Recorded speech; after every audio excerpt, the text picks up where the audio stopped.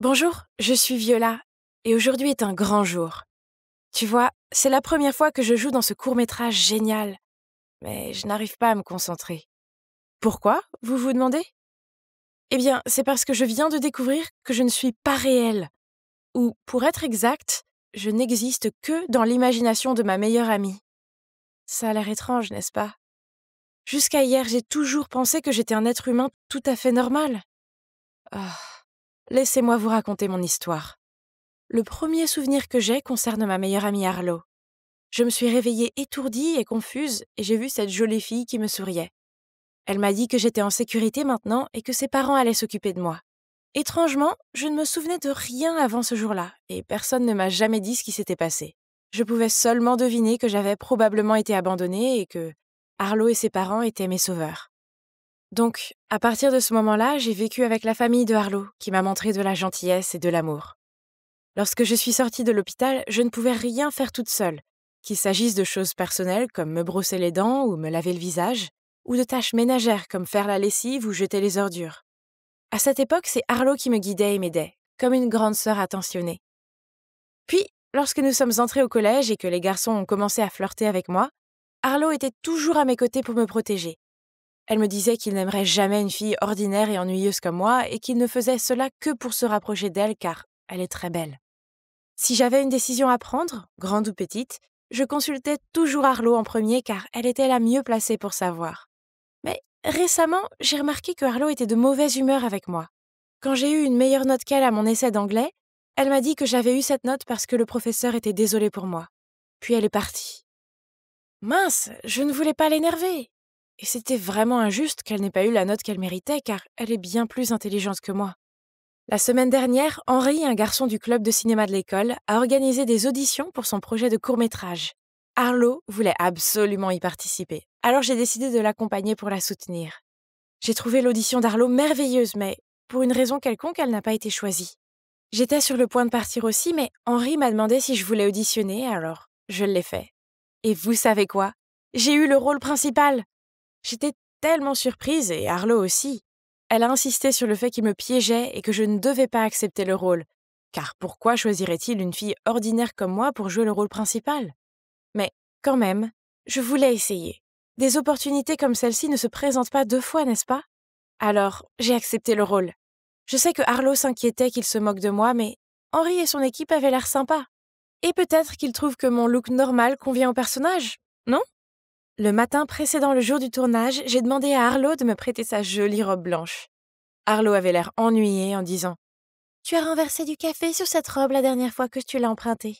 Tu n'as même pas pris la peine de t'en occuper et la tâche est toujours là. » Pas possible. Je me souviens l'avoir lavée avant de te la rendre. Eh bien, tu t'en souviens mal. C'est ma robe, donc je ne vais pas oublier ce que tu lui as fait, n'est-ce pas? Puis elle est partie en colère. C'est étrange, je me souviens avoir utilisé du vinaigre pour nettoyer les taches de café, car il m'a fallu des siècles pour les enlever. Mais il est vrai que ma mémoire n'est pas si bonne que ça. Quand j'étais enfant, j'ai une fois attendu dans le parc sous la pluie pendant plus d'une heure, parce que je pensais que Arlo m'avait dit de la retrouver là le samedi après-midi. J'ai dit dimanche après-midi. J'ai une répétition piano aujourd'hui. Alors peut-être que je me suis encore trompée dans mes souvenirs et que je n'ai vraiment pas lavé la robe pour elle. Ce jour-là, Arlo a été surprise en train d'utiliser son téléphone et la prof l'a confisqué. À la pause, elle m'a demandé de me faufiler dans la salle de l'administrateur pour récupérer son téléphone, mais bien sûr j'ai refusé car j'avais bien trop peur de faire ce genre de choses. C'est bon, personne ne peut te voir, parce qu'en fait tu n'existes que dans mon imagination. De quoi parlait-elle? Qu'est-ce qu'elle voulait dire par là? Pendant le reste de la leçon, je n'ai cessé de penser aux paroles de Arlo. Lorsque la cloche a sonné, voyant que j'étais toujours confuse, Arlo a désigné un groupe d'élèves qui se tenaient à proximité et m'a dit que quoi que je fasse, ils ne me verraient pas. Et c'est vrai! Même si j'ai agité mes mains et que je leur ai parlé, personne ne m'a regardé. J'ai même claqué des doigts devant eux, mais ils n'ont pas réagi du tout. Qu'est-ce qui se passe? Arlo m'a dit que parce qu'elle m'a imaginé, c'est elle qui décide qui peut me voir ou non. Puis elle m'a dit que si je ne la croyais toujours pas, je devais aller prendre son téléphone, alors je verrais qu'elle disait la vérité. La surveillante se tenait juste de l'autre côté du couloir, mais Arlo m'a assuré que je serais invisible pour elle. Mon cœur battait à tout rompre, mais j'ai essayé de me calmer et j'ai continué à récupérer son téléphone sans me faire repérer. Waouh!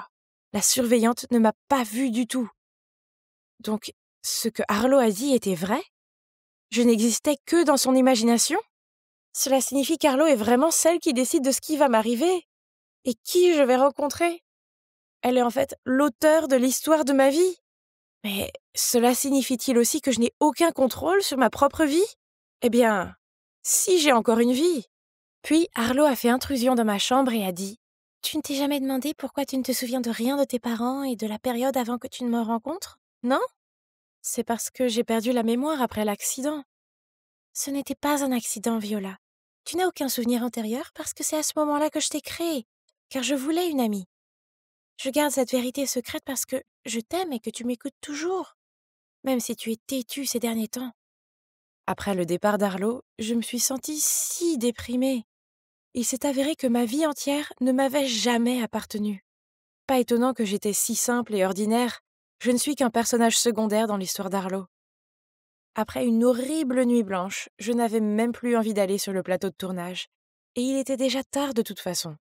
J'étais allongée dans mon lit quand Henri m'a téléphoné pour me demander où j'étais. Je n'existe que dans l'imagination d'Arlo, donc ça ne sert à rien de filmer. Hein? Quelle absurdité tu racontes! Arrête de plaisanter, Viola, on n'a pas beaucoup de temps ici. Voyant que je ne lui ai même pas répondu, mais que j'ai juste laissé échapper un long soupir, il a continué. Très bien, alors si c'est le cas, tu devrais au moins le faire compter. Est-ce que tu veux t'imaginer comme une personne ennuyeuse ou comme une brillante actrice? Je suppose que les mots d'Henri avaient un sens, alors je me suis ressaisie et je me suis dépêchée de le rejoindre sur le plateau de tournage. Même si je suis imaginaire, je vais rendre cette vie irréelle de moi inimaginablement géniale. Le tournage était en fait très amusant et tout le monde a complimenté mon jeu. Ils étaient probablement juste gentils, mais ça faisait quand même du bien. Puis Henri est venu et m'a félicité. Le tournage est terminé, tu peux être honnête avec moi, ça ne me dérange pas. Je sais que tu m'as donné le rôle principal uniquement parce que tu aimes Arlo. Que veux-tu dire? Et le truc que tu as dit ce matin sur le fait que tu n'existais que dans l'imagination d'Arlo? J'ai fini par tout lui déballer. Et vous savez ce qu'il a fait? Il a ri! Mais quand il a vu que je luttais pour retenir mes larmes, il a pris ma main. Viola, écoute-moi. Arlo te joue un tour. La seule chose qui n'est pas réelle dans tout ça, ce sont ses mots, pas toi. Pas possible. Arlo est ma meilleure amie, elle ne ferait jamais une telle chose. Si tu n'existais que dans l'imagination d'Arlo, comment as-tu pu, de toi-même, aller au plateau de tournage ce matin?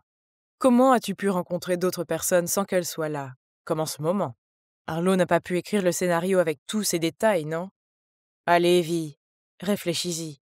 Mais il y a eu un temps où Arlo me rendait invisible aux yeux de tous. Je claquais des doigts devant eux et ils ne réagissaient pas du tout. Henri m'a demandé qui étaient ces gens et je lui ai dit. Il a dit qu'il s'assurerait que je sois raisonnable, puis il est parti. C'était tellement confus. Je ne peux plus dire ce qui est réel et ce qui ne l'est pas. Le lendemain, à l'école, alors que je rangeais mon casier, Henri a traîné vers moi un garçon à l'air réticent. Je l'ai reconnu. Il faisait partie du groupe qui ne m'avait pas vu. Vas-y, raconte-lui tout. Le garçon m'a raconté comment Arlo les avait corrompus pour me piéger. Il a aussi dit qu'ils avaient distrait la surveillante pour que je puisse me faufiler dans son bureau sans me faire prendre. Quoi? Je ne comprenais pas pourquoi Arlo m'avait fait ça. Henri est venu avec moi pour la confronter. Elle a fait un faux sourire et a dit « Viola l'idiote, c'était juste une blague !» Et le fait que je ne me souvienne de rien de ce qui s'est passé avant que je ne te rencontre? Tu as dit qu'il n'y avait pas d'accident. C'est aussi un mensonge, n'est-ce pas? Je n'ai jamais dit ça. Probablement tu t'es encore trompée comme tant d'autres fois. Je te considère comme une sœur, Viola. Je ne te mentirai jamais. Je ne savais plus qui croire. J'avais besoin d'être seule pendant une minute, car tout cela était trop difficile à digérer. J'ai donc couru jusqu'au parc voisin pour me vider la tête. Soudain, j'ai senti quelque chose de froid près de ma joue. C'était Henri. Il m'a passé de l'eau et m'a dit de la boire et de me calmer. Viola, je pense que Arlo est un gaslighter. Elle abuse de toi émotionnellement pour te faire douter de ta propre santé mentale. Je sais que tu la vois comme une sœur, mais elle est vraiment toxique. Est-ce que... Serait-il possible qu'Arlo ne se soucie pas de mes intérêts? Mais qu'est-ce qu'elle en retire?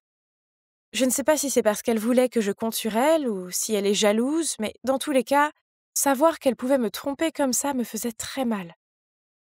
Je ne voulais pas croire que c'était ce qui s'était passé, mais après toutes les explications, il est clair maintenant qu'Arlo me manipulait. Et depuis ce jour, j'ai essayé de l'éviter autant que possible. Mais c'était difficile car nous étions dans la même classe et vivions ensemble. Je souhaitais juste grandir vite pour pouvoir aller à l'université et quitter cette maison. Au moins, il y avait de bonnes nouvelles. Le film d'Henri dans lequel je jouais avait attiré l'attention sur YouTube et il avait même été choisi pour participer au festival du court-métrage pour soutenir les jeunes cinéastes talentueux de la ville. Puis un jour, en rentrant de l'école, j'ai vu les parents d'Arlo en train de boire un café avec une femme étrange. Ah, elle me ressemblait beaucoup. Soudain, elle a couru vers moi et m'a serré dans ses bras. Oh, chérie, tu n'as pas idée combien de temps j'ai attendu ce moment. Après beaucoup de confusion, de révélations choquantes et d'émotions, j'ai enfin découvert la vérité. Il s'est avéré que lorsque j'avais 7 ans, ma mère m'a emmenée faire un voyage en yacht. Mais il y a eu un terrible accident et nous avons pris le canot de sauvetage. Mais maman est tombée et a fini par être sauvée par un autre bateau. Nous avons toutes les deux perdu la mémoire. En fait, maman ne s'est souvenue de moi que lorsqu'elle a vu le court-métrage dans lequel je jouais sur YouTube. Puis elle m'a retrouvée ici. Après cela, je suis retournée vivre avec ma vraie maman. Et devinez quoi? Je réalise maintenant à quel point je suis géniale! Je suis reconnaissante aux parents d'Arlo de s'occuper de moi. Mais je n'ai toujours pas pardonné à Arlo. J'essaye car je sais qu'elle n'est pas si mauvaise, mais ça va prendre du temps. Je me sens aussi très chanceuse d'avoir Henri à mes côtés pour m'aider à découvrir ma confiance et à apprécier ma propre valeur. Il a même dit que je pourrais être dans son prochain projet de film, ce qui me réjouit vraiment. C'est bon de savoir que je suis réelle et que j'existe en dehors de l'esprit d'Arlo. Le monde est à moi à découvrir. Et qui sait, peut-être qu'un jour je deviendrai une actrice professionnelle.